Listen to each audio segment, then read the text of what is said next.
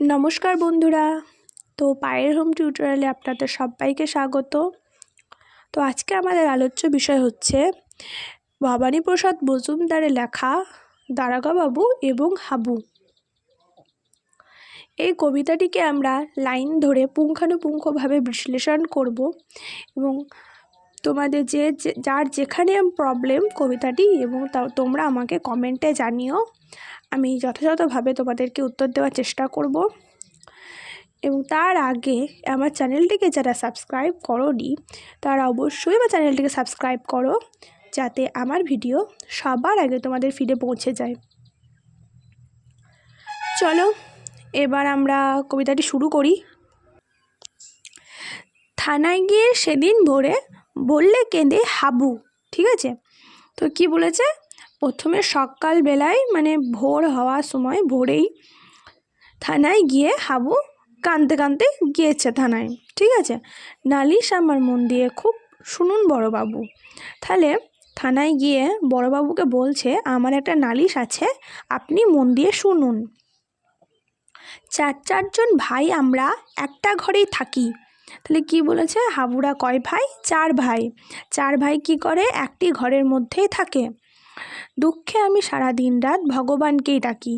তাই হাবু দুঃখে সারা দিন রাত কি করে? ভগবানকে ডাকে। কেন ডাকে সেটা আমরা পরের লাইনে বুঝতে পারবো। দেখো, বর্দা ঘরে 7টা বেড়াল পোষেন ছোট বড়। তাহলে কি করে? বর্দা ঘরে 7টা বেড়াল পোষেন। কেমন সে বেড়ালগুলো? ছোট এবং বড়। তাহলে কেউ বড় কেউ ছোট, এরকম 7টা বেড়াল বর্দা ঘরের মধ্যে পোষেন। মেজদা পোষেন 8টা কুকুর, যতই বারণ করো। তাহলে কি বলেছে, মেজদা কি পোষেন? মেজদা পোষেন 8টা কুকুর। তাহলে কুকুর কটা? 8টা মেজদা ঘরে কুকুর পোষেন। তারপরে কি বলেছে, সেজদা পাগল 10টা ছাগল রাখেন ঘরে বেঁধে। তাহলে সেজদা কেমন হাবুর? সেজদা হচ্ছেন পাগল, আর সে কটা ছাগল পোষেন? 10টা। তাহলে সে 10টা ছাগল সে ঘরেই বেঁধে রাখে। গন্ধে তাদের প্রাণ যায় মরছি কেঁদে কেঁদে। তাহলে এত যে কুকুর বিড়াল ছাগল এসব ঘরে বাঁধা রয়েছে, তার জন্য তাদের কি হয়,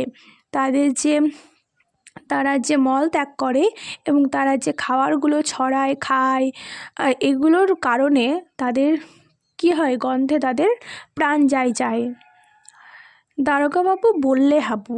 তাহলে দারোগাবাবু হাবুকে বলছেন, তোমরা কি সব ভুলো? মানে তোমরা কি সব পাগল আছো নাকি যে তোমরা তারপরে কি বলেছে দেখো, সদাই খুলে রাখবে ঘরের জানালা দরজাগুলো।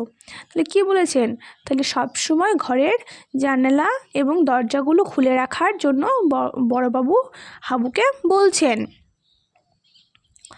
তারপরে কি বলেছে দেখো, শুনেই হাবু বেজায় কাবু বললে করুণ সুরে। তাহলে হাবু এ কথা শুনেই তো বেজায় মন খারাপ হয়ে গিয়েছে। সে করুণ মানে আস্তে আস্তে সুরে বলছে, 150 পোষা পায়রা আমার যাবেই যে সব উড়ে। তাহলে হাবু কটা কি পোষেন? হাবু পোষে 150টা পায়রা। তাহলে যদি জানালা দরজাগুলো ঘরে খুলে রাখা হয় তাহলে কি হবে, পায়রাগুলো উড়ে পালাবে জানলা দিয়ে দরজা দিয়ে। তার জন্য কি বলেছে, তাহলে 150 পোষা পায়রা ওর সব উড়ে যাবে, তার জন্য ওরা ঘরে খুলে রাখতে পারছে না।